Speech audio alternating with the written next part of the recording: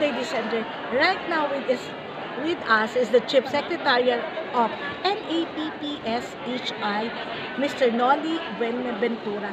Sir Nolly, ano po yung NAPPSHI? Magandang araw po sa ating lahat. Mabuhay po. Ang NAPSHI po ay nangangahulugan ng National Association of Public Secondary School Heads Incorporated. Ito po ang asosasyon o samahan ng mga pampublikong punong guro sa buong Pilipinas, representing Luzon, Visayas, Mindanao, mga school heads po o principal sa public school, secondary high school po. Yan po ang NAPSHI. So, being full force tayo na from the DepEd representative of a public school ay si Sir Nolly Buenaventura, ang Chief Secretariat at one of the representative ng DepEd para dito sa very Nobel Convention ng Peace natin, organized by HWPL. Ano po yung message nyo and some of the insight and ano po yung babaunin nyo pag uwi sa inyong paaralan, lalo na sa mga mag-aaral dito sa makabuluhang ganapin ngayong araw na ito about this convention?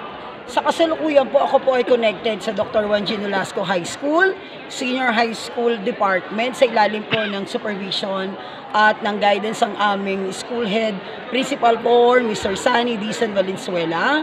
At ito po ang first time ko maka-attend ng National Peace Convention. At actually, napakalinaw po ng magiging mensahe ko sa aking pag-attend bilang isa sa mga delegado sa ating napakamakamakabuluhang kaganapan ngayon. Sabi nga, there is unity in diversity. Bukod po dito, katuwang ng kaunlaran ng ating bansa ang kapayapaan. Tayo po ay advocate ng kapayapaan, kasaganaan, kaunlaran. At ang aming pong paaralan ng Dr. Juan G. Nolasco High School po ay Zone of Peace.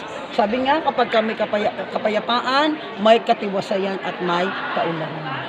The harmonious relationship with the community that surely nourishes your community. Thank you so much po. You've just heard a short message from the Chief Secretariat of NAPSHI, no other than Sir Nolly Buenaventura.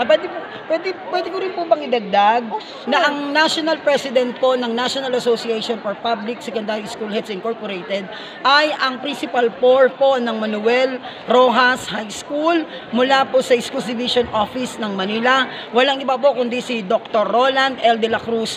At ang kasamahan ko po na nag-invite po sa akin dito sa convention na ito na si Miss Jamila B. Di Pantar ay isa rin po sa mga kasamahan ko sa NAPSHI. Actually, isa rin po siyang secretariat noon na kung saan siya po ang namamahala sa mga speakers, yung Speakers Bureau. No? Magaling siyang MC also. Opo, no? Isa po siyang program coordinator nung panahon ko sa NAPSHI. Kaya maraming salamat po sa oportunidad na ito na ako po ay inyong nakapanayam para dito sa Second National Peace Convention. Napakadami ko pong natutunan. Gusto ko lang pong sabihin na sa buong Pilipinas, kayang-kaya basta't sama-sama. One Nolasians, united as one, para yon! Like the motto of HWP, all of us, as we are one in peace. Thank you so much.